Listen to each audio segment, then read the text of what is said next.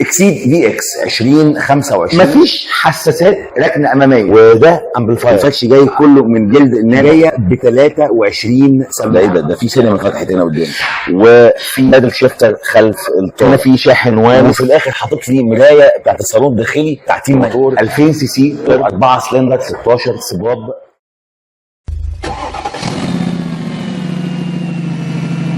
اكسيد في اكس 2025 العربيه الكروس اوفر متوسطه الحجم الفاخره 7 سيتس صينيه المنشا، ولكن بيتم حاليا تجميعها في مصر في الشركه المصريه الوطنيه للسيارات شركة ناتكو. بتعتبر الاكسيد هي افخم عربية صيني في مجموعة شيري الصينية، وبالاخص فئة الفلاج شيب. بداية ظهور الاكسيد دي كان سنة 2019 في معرض جوانزو الدولي في الصين، واتيحت للبيع بعد كده في 2020، وفي 2023 ابتدى يتم عليها بعض التعديلات والتحسينات على تصميمها الداخلي والخارجي، وده اللي موجود في الاسواق حاليا. مبنية على قاعدة بناء M3X، ودي قاعدة بناء مخصصة للعربيات الفاخرة من شركة شيري، وبالأخص طبعا العربية الإكسيد والعربية الشيري تيجو 9. بتنافس في الأسواق المصرية العربيات اللي هي من نفس الفئة الحجمية بتاعتها اللي هي 7 سيتس، زي السكودا كودياك والهاينداي سانتافي والكيا سورينتو والتويوتا فورتشنر. بتتقدم الاسواق المصريه بفئتين من التجهيزات، اول فئه اللاكجري ودي سعرها 2,680,000، وتاني فئه الفلاج شيب دي سعرها 2,980,000، والاسعار دي هي الاسعار الرسميه طبقا لسعر الوكيل ولحظه تصوير الفيديو. الفئه اللي هتكون معانا النهارده هي الفئه الاعلى، فئه الفلاج شيب. تعالوا مع بعض نتفرج على العربيه ونشوف ابرز واهم مواصفاتها، ولو عجبكم الفيديو ما تنسوش تعملوا اشتراك للقناه وشير الفيديو عشان يوصل لكل محب السيارات.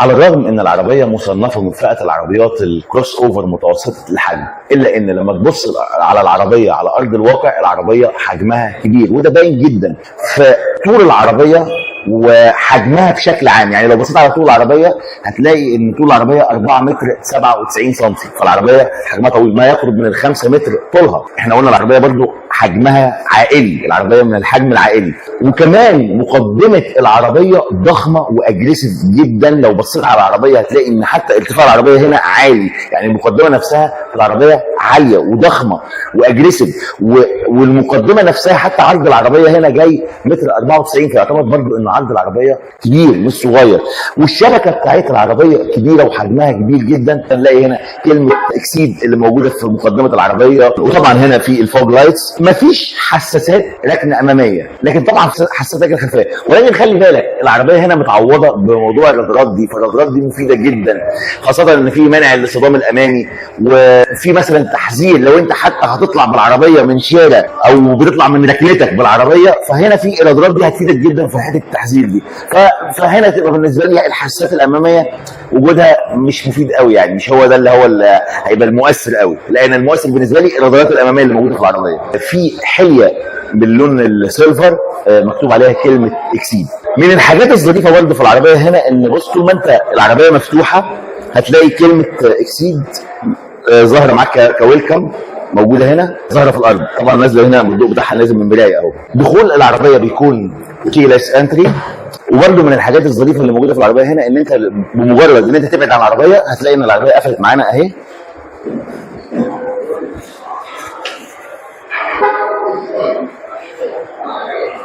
ومجرد ان انت تقرب من العربيه فالعربيه فتحت معاك اهي، تبقى جاهز على طول ان انت تفتح العربيه. طيب المرايات بتاعت العربيه بتيجي ضم كهرباء وظبط كهرباء، وفي طبعا اشارات على الكفر بتاع المرايه. ده غير بقى كمان ان المرايه هنا جايه من نوع الادابتيف ميرور، او المرايه اللي هي بتكيف نفسها اثناء وانت بترجع بالعربيه مثلا، او بتظبط نفسك اثناء الركنه، فالمرايه بتتحرك معاك. هي دي اللي هي الادابتيف ميرور. الازاز الخلفي الجانبي والخلفي جاي كله من الفاميه، وحوالين الازاز الجانبي في حليه من اللون السيلفر. ولو طلعنا شويه للسقف اللي هو عالي بالنسبه لي انا مش طايله على فكره، بالمناسبه قلت لكم ارتفاع العربيه متر 79 سم. هنا في فتحه سقف بانوراما حجمها كبير جدا، محاطه بروف راك باللون الفضي شكله انيق.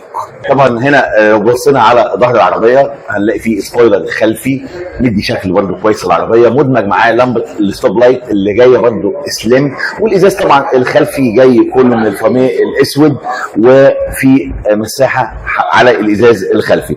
الفوانيس الخلفيه جايه هنا جايه متصله، يعني جايه من LED كلها ومتصله ببعضها، وكلمه اكسيد هنا جايه ورا. ولو نزلنا تحت طبعا هنا هنلاقي في الكاميرا الخلفيه اللي هي واحده من الكاميرات ال 540 درجه، الكاميرات هنا محيطيه 540 درجه، وهنا الحساسات الركن الخلفيه والديفيوزر الخلفي اللي جاي من الفبر الاسود ومدمج معاه عاكس خلفي هنا. وهنا برده في فتحات الشكمان الخلفيه محاطه برده بفريم من النيكل كروم. طول قاعده العجلات هنا 2 متر 90 سم، فيعني ما يقرب من 3 متر. مقاس الجنوط هنا بيجي 20 بوصه 245 على 50، والجانت جاي برده 2 تونز. منظومه الاضاءه بالكامل في العربيه الاكسيد VX كلها جايه من LED، سواء بقى الاضاءه الاماميه او الاضاءه الخلفيه او الاشارات. فتح الشنطه في العربيه هنا وقفلها طبعا كهرباء، وعايز اقول لكم ان انا يا دوبك لمست الزرار بتاع الفتح، يا دوب لمسه. مساحه الشنطه كده هي 450 لتر، دي مساحه الشنطه، وانت عامل طي ظهر الصف الثالث. انا ما اعرفش يعني، بصوا نعمل دي كده، المساحه دي ما اعرفش قد ايه، بس ممكن تعملها مثلا 170 لتر او حاجه زي كده يعني. لكن طبعا دي طي الصف الثالث، مساحه الشنطه 450 لتر. تعالوا نعمل طي الظهر للصف الثاني ونشوف المساحه تبقى قد ايه. بصوا لقيت المساحه 1174 لتر في حاله طي الصف الثالث والصف الثاني. برضه هنا في اضاءه جايه باللون الابيض في الشنطه، وهنا في العد بتاعت العربيه، وده امبليفاير، في هنا سب ووفر موجود في العربيه اهو. نقفل بقى الشنطه بتاعت العربيه، طبعا زي ما قلنا الشنطه كهرباء، ونتجه الى المقصوره الداخليه عشان نشوف الخامات والمساحات اكبر. يلا بينا. اول ما فتحنا الانتيريور بتاع العربيه فعلا اكتشفنا ان احنا فتحنا انتيريور بتاع عربيه من العربيات الفاخره، العربيات البريميوم بجد. باين جدا من تصميم العربيه من جوه، باين كمان في الفرش اللي جاي بيه الكراسي بتاعت العربيه او فرش العربيه من الداخل، اللي على فكره الفرش جاي كله من جلد النابه الفاخر. ومعنى وجود جلد النابه في العربيه يعني العربيه دي فعلا فاخره. وباين جدا كمان من بعض التصميمات اللي موجوده في العربيه، زي وجود سماعات في المخادم بتاعه الكراسي، ووجود سماعات حتى حوالين زي سراوند كده في السقف بتاع العربيه. بص في الجوانب بتاعت السقف بتاعت العربيه. وطبعا باين جدا الماتيريال اللي جاي منها العربيه من جوه. وعايز اقول لك بقى كمان ان العربيه جايه ب 23 سماعه. تعالوا بقى ندخل العربيه ونشوف بقيه التفاصيل. طبعا انا عايز اقول لك ان انا وانا داخل الدخول مريح جدا وسلس جدا، القعده على الكرسي مريحه قوي. التابلو جاي من الرابر الطري جدا وسوفت تاتش حلو قوي. بصوا كمان الامبيانت لايت اللي موجود منتشر جدا في العربيه، جاي اللي هو السليم ده. بيبقى دايما اللي هو الامبيانت لايت اللي بيبقى السليم ده بيبقى شيك قوي في العربيه، مش الحاجات اللي هي الجعاليس الكبيره دي. بص بقى هنا في شاشه سينما قدامك، مش شاشه طبيعيه يعني. بص واحده من السماعات اللي موجوده هنا في العربيه بصراحه جايه كمان باللي هو الكفر او الوش الميتال ده، بيدي شياكه جدا. والكويترات اللي موجوده هنا في الجوانب، لا بقول لك العربيه فيها 23 سماعه. هنا ده الزرار بتاع الستارت ستوب انجن اهو في مكان جديد. ده ايه ده في سينما فتحت هنا قدامي، في شاشات سينمائيه فتحت قدامي، ده في كمان شاشه قدام اللي راكب الامامي. هنا كمان دي زي ماوس كده تقدر تتحكم فيه في الشاشات اللي عندك، يعني تتحكم في الميديا اللي موجوده في الشاشه عندك. بالمناسبه هنا بقى شاشه الانفوتينمنت هنا بتيجي 15.6 بوصه، بتدعم الاندرويد اوتو والابل كار بلاي. في كمان شاشه للراكب الامامي هنا، وشاشه الاعدادات او الداشبورد اللي موجوده هنا برده جايه ديجيتال، وفيها برده بقى كل الداتا والتفاصيل الخاصه بالعربيه قدامك هنا في الداشبورد.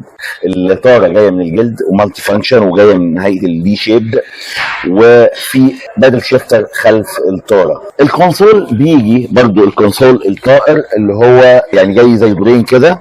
الجزء اللي تحت ده تقدر تستغله كمساحه تخزين، مفيش اي فتحات USB هنا خالص، او مثلا مخرج 12 فولت مفيش.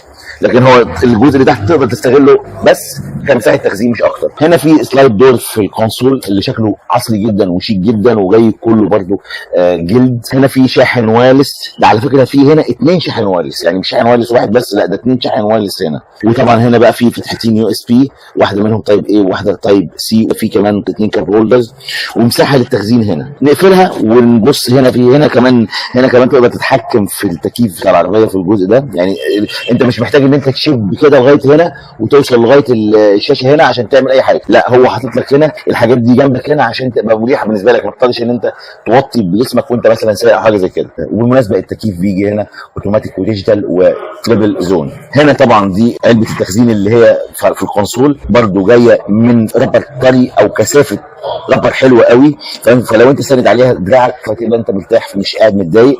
نفتحها ونشوف بقى مساحتها اخبارها ايه.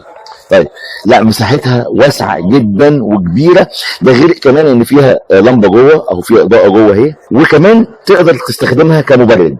الغريب بقى ان انا عربيه مصنفه من فئه العربيات الفاخره البريميوم، وفي الاخر حاطط لي مرايه بتاعت الصالون الداخلي تعتيم مانيوال مش تعتيم ذاتي. الدرج حجمه متوسط، لكن طبعا جاي واخد بطانه حلوه قوي كده في الدرج من جوه، وفتحه سلس جدا. يعني لما تيجي تفتحه بص فتح الدرج سلس جدا اهو. طبعا زي ما انتم شايفين حجم الشاشه عامل ازاي بصراحه، يعني انت قدام تلفزيون، حرفيا قدام تلفزيون. طبعا هنا بقى في الداتا كلها بتاعت العربيه، في هنا الاندرويد اوتو، في الابل كار بلاي، هنا بقى تظبيط الاول ويل درايف اهو، في بقى تظبيطات كل حاجه هنا خاصه بالاضاءه والطاره. انا عايز اقول لك بالمناسبه برده ان الكراسي في العربيه هنا سواء كرسي السائق او كرسي الراكب الامامي فبيجي كله ظبطه كهرباء، غير كمان ان في ميموري، بس الميموري ده في كرسي السائق فقط، ولكن طبعا بيجي كمان في تدفئه وتبريد وفي كمان مساج.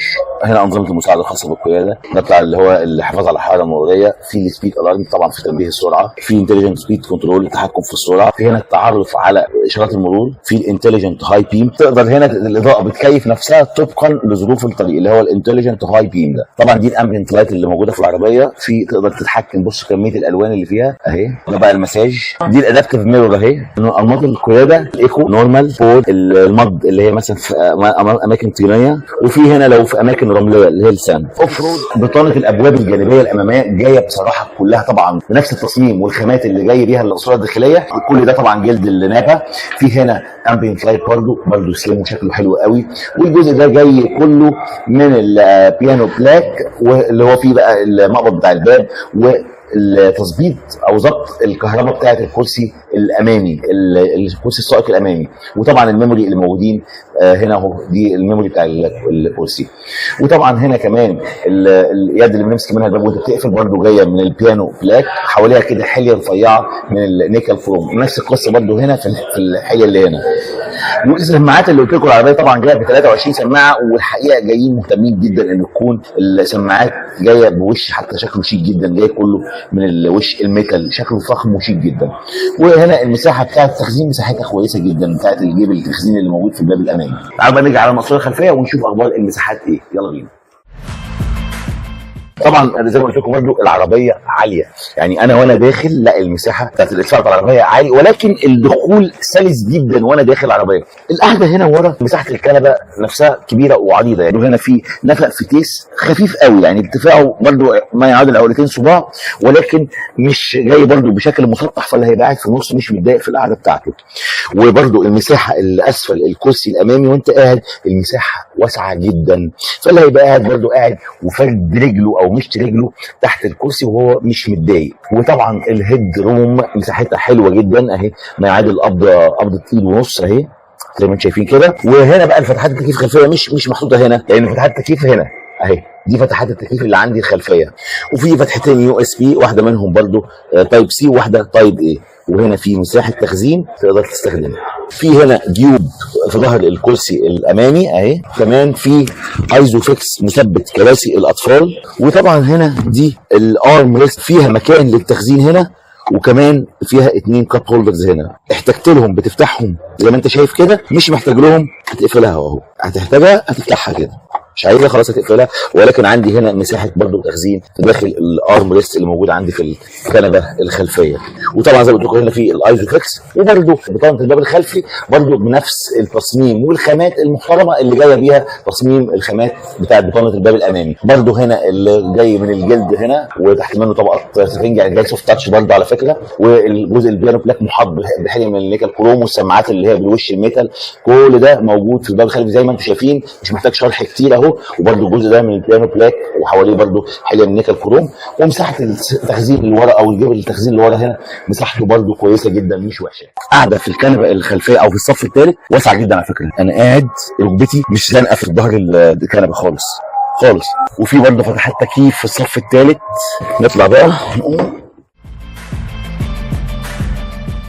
طبعا عربيه بريميوم فاخره، فيعني جايه دراعين هيدروليك. طبعا هم هنا عاملين كاتم لصوت الموتور، يعني هم عاملين هنا بطانه عاملين كفر للموتور عشان يبقى كاتم لصوت الموتور. انا عايز اقول لكم كمان ان الموتور واخد تصريح اسفل الموتور، انا شفته كده ما بين الفراغات دي.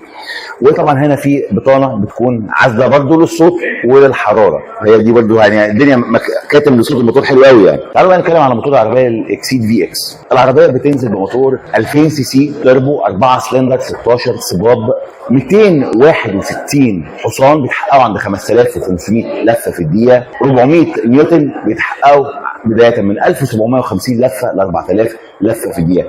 المنظومه دي كلها متوصله بناء الحركه اوتوماتيك عادي من ايسن 8 سرعات، والعربيه بتيجي اول ويل درايف. نتكلم على سعه خزان الوقود في العربيه، في سعه خزان الوقود بتيجي هنا 65 لتر. معدل استهلاك الوقود في العربيه هنا 8.4 لتر لكل 100 كيلو. اقصى سرعه على العربيه بتوصل 200 كيلو متر في الساعه. اما التعليق الامامي بيجي ماكفوسون، والتعليق الخلفي مالتي لينك، وبتيجي ب 10 اير باجز. الحقيقه ان العربيه دي طبعا من العربيات اللي زي ما قلنا انها مصنفه من فئه العربيات البريميوم. العربيه بتنزل بوسائل امان محترمه جدا. طبعا العربيه فيها الاي بي اس والاي بي دي والاي اس بي والتي سي اس، فيها كمان نظام مساعد الفرامل البي اي، فيها نظام التحكم في الصعود للمنحدرات والنزول من التلال، وفيها كمان مثبت السرعه التكيفي، وفيها حساسات ركن خلفيه، وكاميرا محيطيه 540 درجه، وفيها طبعا رادارات اللي هو مانع الاصطدام الامامي زي الاف سي دبليو زي ما قلت لكم، ده مهم جدا موجود في العربيه دي مهم جدا. فيها كمان مساعد الازدحام المروري وتنبيه السائق عند الشعور بالتعب، وكمان مراقبه ضغط الاطارات. قبل ما انهي الفيديو بتاعي حابب اشكر اداره معهد اكستريم اوتو بشارع احمد فخري بمدينه نصر اللي اتاحتهم فرصه تصوير العربيه الاكسيد في اكس اللي كانت معانا النهارده. بكده اكون وصلت لنهايه الفيديو الخاص بالعربيه الاكسيد في اكس. اتمنى يكون الفيديو عجبكم، ولو عجبكم الفيديو ما تنسوش تعملوا اشتراك للقناه وشير الفيديو عشان نوصل لكل محب السيارات. واشوفكم في فيديوهات ثانيه قريب ان شاء الله، واقول لكم السلام عليكم.